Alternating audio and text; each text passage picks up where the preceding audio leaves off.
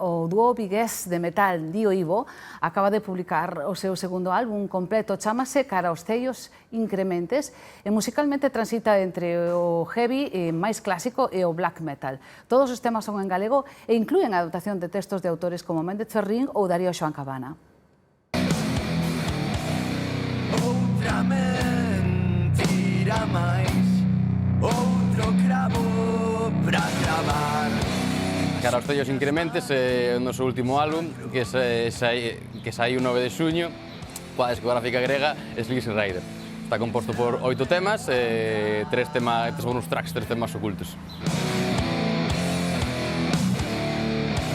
Non queda xa nada baixo a pel. O clip de Cabeiros, deste tema, deste single do álbum, con Reis Gómez Salvador, que é un colaborador noso habitual, sempre facemos os nosos videoclips con el, e a verdade é que sempre quedamos contentísimos co resultado. Gustámonos Cabeiros para facer o videoclip porque un tema un pouco atípico en nós, un tema máis lento, máis melódico dentro do que é o estilo, por suposto, aínda que en xeral este novo álbum pois ten máis partes lentas que os discos anteriores, que éramos moita máis tralla.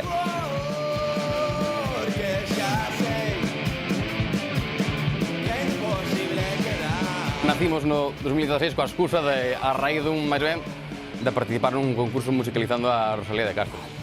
Entón, bueno, sempre tivemos ese gusto por mesturar, darlle honrar a nosos nevanceiros, a nosa cultura. Ademais das nosas adaptacións de obras distintas de literatura galega, pois tamén facemos temas con letras propias, sempre en galego tamén, pois tratando un pouco os temas que van xurdindo, non? Pois a veces son cousas máis de temática social, reivindicativa, a veces son cousas pois máis de un tipo personal.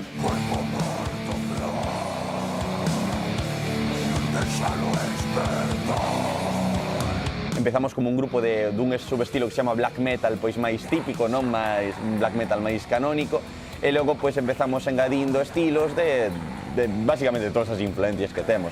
Entón, pois, metemos cousas, pois, a mellor do thrash metal, a mellor do heavy metal máis clásico, o mellor, pois, do doom metal. Aí, no metal, a verdade que é un xénero moi diverso, con moitísimas versións diferentes entre sí. Ao principio cantábamos sempre con voces guturais aí berradas, pois agora metemos máis voces limpas, metemos máis melodías, intentamos sempre experimentar sempre.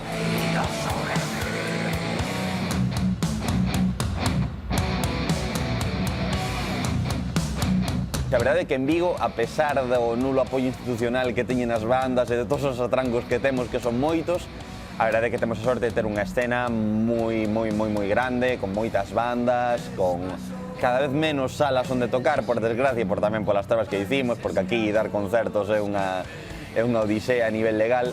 Pero sí, a verdade é que non nos podemos queixar, hai moitísimas bandas amigas, xa non me poño a mencionar porque habría que mencionar tantas que como me dixe unha, logo danme. E cada vez hai máis bandas que empregan como noso galego para a súa música, entón a verdade é que eu creo que estamos nun bo momento a nivel escena.